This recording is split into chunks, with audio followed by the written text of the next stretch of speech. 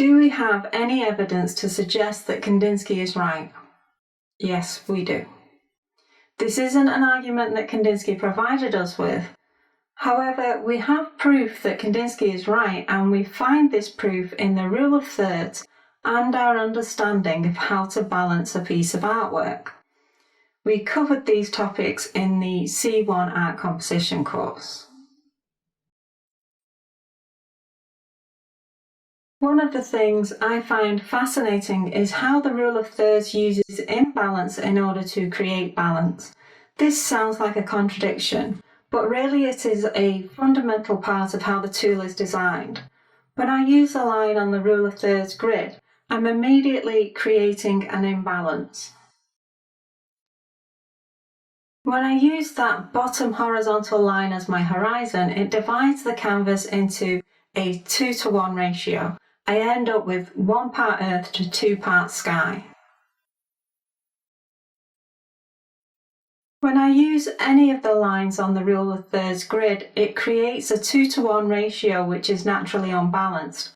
If we put more weight on one side of a pair of scales, it will create imbalance, and that is exactly what we're doing when we use the rule of thirds.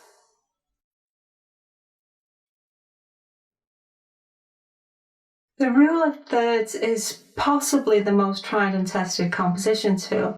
It's been used by many artists and photographers, and the images that have been created have great composition and balance. So how does the rule of thirds create balance through a method that relies on imbalance? We use imbalance when we are already faced with an imbalance. We use an anchor when one element needs to be anchored. The anchor itself would be unbalanced if it didn't have something to balance. There is a relationship between the two elements, and separately both elements would be considered unbalanced.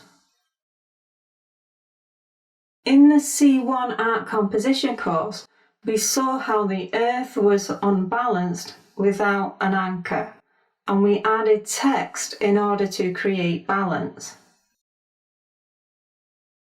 When we remove the earth from the image, it reveals that the text is out of balance. Without something to balance, the text stops being an anchor, and instead it becomes an element that requires an anchor. Two elements that are naturally unbalanced can balance each other. One imbalance plus another imbalance can create balance. It is the relationship between the two elements that creates balance. The rule of thirds is unbalanced, but using it creates images that have balance, and this is only possible if there is another imbalance affecting the image. Kandinsky highlights the other imbalance. Kandinsky's theory tells us that the canvas isn't neutral, it is unbalanced. When you have a canvas that is rectangle or square, it has a specific type of imbalance, and when you add the rule of thirds, it is a composition tool that adds imbalance, and this will result in a balanced composition. The fact that the rule of thirds works is proof that Kandinsky is right.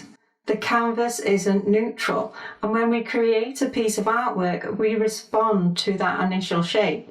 Kandinsky's theory also explains why the rule of thirds works.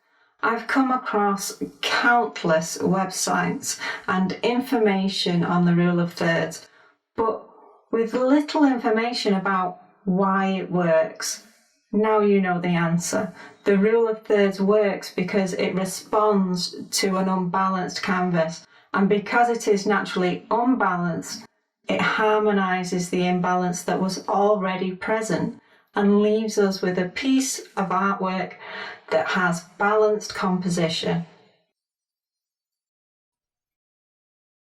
Kandinsky's theory highlights the importance of the canvas and how its shape influences the composition. As artists, we need to consider how we respond to the shape of the canvas. This is what we will be looking at next.